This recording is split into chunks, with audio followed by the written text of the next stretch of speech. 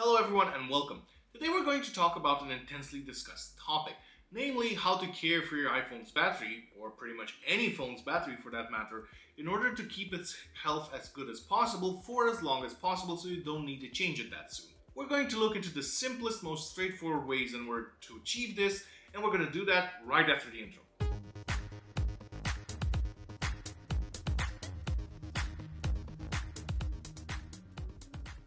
If we want to know how to protect our iPhone's battery long term, the most common first step would be, let's check with the manufacturer of the device, in this case Apple. And they do actually have an entire web page dedicated to the topic, both of prolonging your iPhone's battery lifespan as well as everyday battery life. Today we're going to focus on the lifespan question, so basically the battery health long term, and Apple does give a few very useful pointers there. The first advice that Apple gives is for you to install the latest iOS version that your iPhone can actually support. And this is because they always introduce bug fixes and various improvements from one release to the other. The second bit of information though is the most important one, and it refers to the optimum operating temperature for the iPhones. Basically the temperature at which the iPhone is designed to give its optimum performance and have its battery in good condition. And it's actually pretty narrow, between 16 and 22 degrees Celsius, but Apple goes on to state that the iPhones will work pretty well between 0 degrees and 35 degrees Celsius. Apple makes no mention of what happens below freezing temperature, but they do mention quite explicitly that extreme temperatures above 35 degrees Celsius can harm your battery's health long term. So this is an important thing to keep in mind. Basically, don't let your iPhone get hot, and we're gonna keep saying that in today's video. Another piece of advice that they give, which is linked to the previous one about temperature, is some cases, not all of them, and they don't mention which specific ones do this, but some cases may actually cause your iPhone to heat up during charging, and removing them is the best bet. Basically, when you have the iPhone in a case, like I have here, it's no longer dissipating as much heat as before, and if you observe that the temperature of the phone gets really hot when charging, the best bet is to first remove the case. Another important thing that Apple mentions is how to store your iPhone long term, and they give an advice to keep it charged at 50%. So basically, if you want to store your iPhone for a couple of months, just leave it in a drawer somewhere. Make sure that the battery is charged to 50% before you put it in that drawer and forget about it. And I also corroborated the information on Apple's website with what Samsung has to say, and they basically say the exact same thing. If you store your Samsung long term, keep the battery charged between 50 and 75%. Another important bit of information is not to leave your phone in a discharged state for a long time. So don't store it at 0% battery charge, because this will cause the battery to go in a deep discharge state, which means it will no longer be able to hold a charge that well in the future. So basically, the battery health will suffer long term. Now that we've seen Apple's advice on how to charge your iPhone and how to care for your battery long term, we need to head on to the next question. What kind of charger should you be using for your phone, and what kind of charging cable? There's no explicit information given on Apple's website, but I can tell you from my own experience that there's really no limitation. You can use chargers from Apple, you can use chargers from other manufacturers such as Samsung, Huawei, OnePlus, Xiaomi. Doesn't really matter as long as the charger is from a very reputable manufacturer. You can even buy chargers and power banks from third-party quality manufacturers such as Anker, who offer a variety of chargers that are really good. So basically you can use whatever charger you want from whatever manufacturer. Your iPhone will know to limit the input of the charge so that it doesn't overcharge and burst into flames. That's not going to happen in modern phones anyway. But the important bit of information here is use a charger from a reputable manufacturer. So don't go buying the cheapest one you can find from someplace you've never heard about that doesn't really have any reviews from any other users. Also, a word of caution here, going back to the temperature thing, check that the cable and the charger that you're using is not heating up your phone excessively during charging. So personally, I've been using mostly this, the 5-watt charger that Apple used to put in the box with every iPhone. I've been using this since my iPhone 11. Yes, it's a very slow trickle charger, but it does the job. It charges the battery well and keeps the battery health unaffected. I've also used this, an iPad charger, which is basically a 20-watt charger, also from Apple. This is basically a fast charger if you want. Not really fast by today's standards, but obviously faster than the basic 5-watt brick. This has been giving me pretty decent results with my iPhone 13 Pro Max and the previous 12 Pro Max and the 11 Pro Max as well. The ones that have had problems with this specific charger were, in my experience, the 12 mini, which tended to get really hot when fast charging, and also my iPhone 11. The even older 8 Plus didn't have a problem with this charger as well. Also, from time to time, I've had to resort to using this, which is my MacBook charger, a 61-watt charger. The iPhone 13 Pro Max does tend to get a little bit hot when using this, but not really a problem. The simple conclusion when it comes to chargers and cables is make sure that whatever you are using does not cause your phone to get excessively hot during charging. The next burning question is, should you fast charge your phone, like using a much more powerful charger than the phone can actually take, or a really fast charger from a manufacturer such as OnePlus, who makes really fast charging available? There's really no definite answer here. I've seen publications and various bloggers and whatever claim both ways. Some will say that this will harm your iPhone long term. Some others will say that it won't. So here I'm just going to share my personal experience. This depends very much on the phone, and it's back to that same thing Apple stated, that the phone doesn't need to get hot during charging.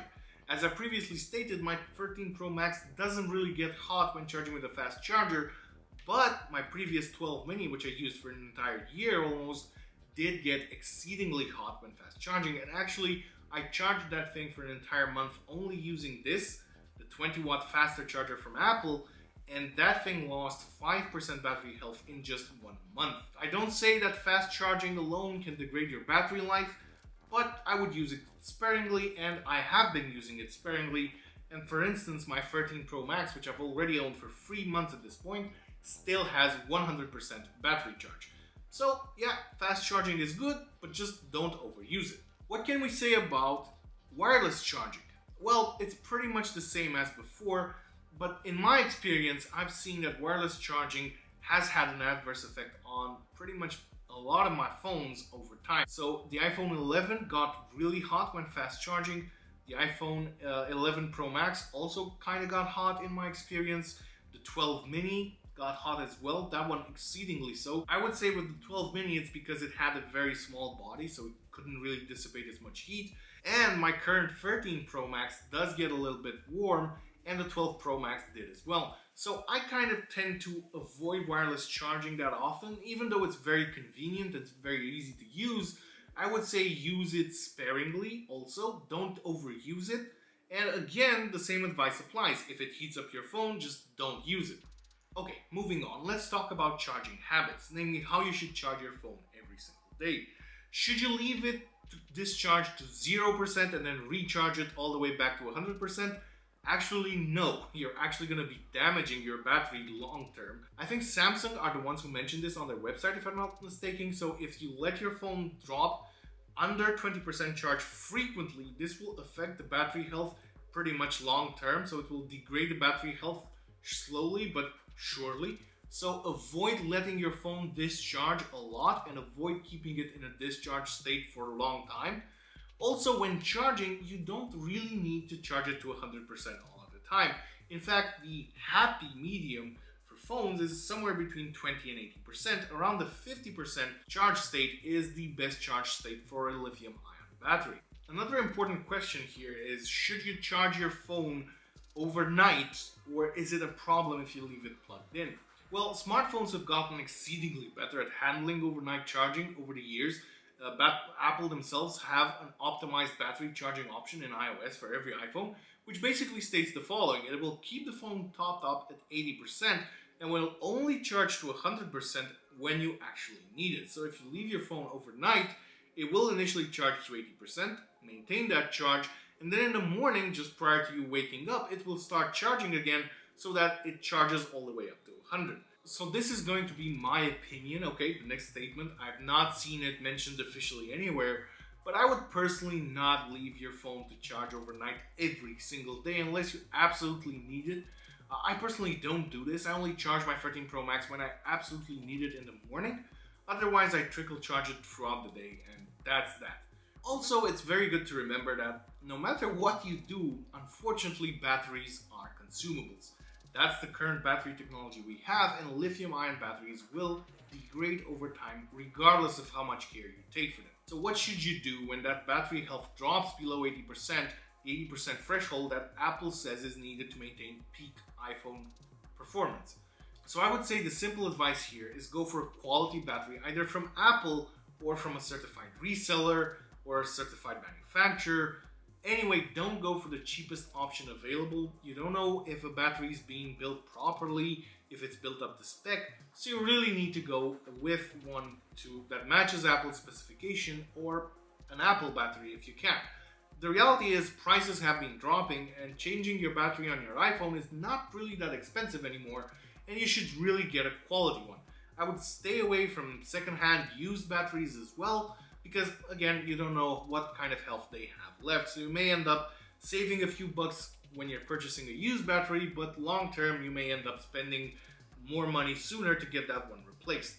As a short conclusion to today's video, here are my personal tips that have helped me keep my iPhones with good battery health long term. The first tip I have here is don't let your iPhone get very hot.